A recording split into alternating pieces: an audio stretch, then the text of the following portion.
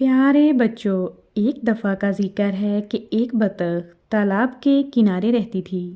اس کا نر مر چکا تھا۔ وہ بیچاری ہمیشہ بیمار رہتی تھی۔ ایک دن اس کی طبیعت زیادہ خراب ہو گئی تو وہ ڈاکٹر کے پاس گئی۔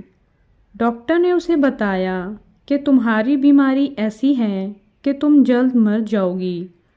اسے یہ سن کر بہت صدمہ ہوا اور وہ گھر واپس آ گئی۔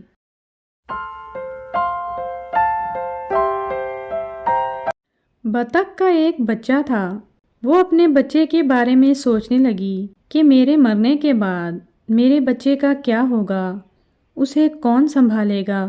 وہ اپنے سب دوستوں کے پاس گئی جو جنگل میں رہتے تھے۔ اس نے اپنے دوستوں کو اپنی ساری کہانی سنائی، لیکن انہوں نے مدد کرنے سے انکار کر دیا۔ بیچاری بطخ نے ان کی کافی منتیں کیں کہ خدا کے لیے تم لوگ میرے مرنے کے بعد میرے بچے کو اپنا سایہ دینا، لیکن کسی نے اس کی بات نہ مانی۔ بطخ کے ذہن میں خیال آیا کہ کیوں نہ میں اپنے بھائی مرغے کے پاس جاؤں، وہ ضرور میری مدد کرے گا۔ لہٰذا وہ مرغے کے پاس گئی اور اسے سارا قصہ سنایا۔ مرغ بھائی، آپ میرے بچے کے ماموں جیسے ہو، مہربانی کر کے آپ ہی میرے بچے کو اپنا سایہ دینا۔ مرغا بولا، میں تمہارے بچے کو رکھ لیتا، لیکن میری بیوی مرغی یہ بات نہیں مانے گی، لہٰذا مجھے بہت افسوس سے کہنا پڑ رہا ہے کہ میں یہ کام نہیں کر سکتا، لہٰذا تم مجھے معاف کر دینا۔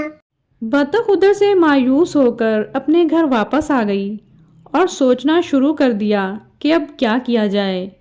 اچانک اس کے ذہن میں ایک ترکیب آئی اور اس نے موقع ڈھونڈ کر یہ کام انجام دے دیا اور خود وہاں سے چلی گئی۔ اس کے بعد بطخ کی طبیعت بگڑ گئی اور ایسی بگڑی کہ اس کی موت ہو گئی۔ جب مرغی اور مرغا واپس آئے تو انہوں نے اپنے بچوں کے ساتھ بطخ کے بچے کو دیکھا۔ مرغ تو سب جان گیا تھا، لیکن اس نے مرغی کو بتانا مناسب نہ سمجھا۔ مرغی نے کافی شور شرابہ کیا اور بولی، میرے بچوں کے ساتھ بطخ کا بچہ نہیں رہے گا۔ مرغ نے اسے کافی سمجھایا، لیکن مرغی نے اس کا کہنا نہیں مانا۔ مرغی نے اپنے بچوں کو منع کر دیا کہ بطخ کے بچے سے کسی کو بات نہیں کرنی ہے، لیکن چوزوں نے مرغی کی بات نہ مانی اور وہ جو خود کھاتے تھے اپنے ساتھ بطخ کے بچے کو بھی کھلاتے تھے۔ مرغی کو بطخ کے بچے سے سخت نفرت تھی، وہ اسے دیکھنا بھی پسند نہیں کرتی تھی۔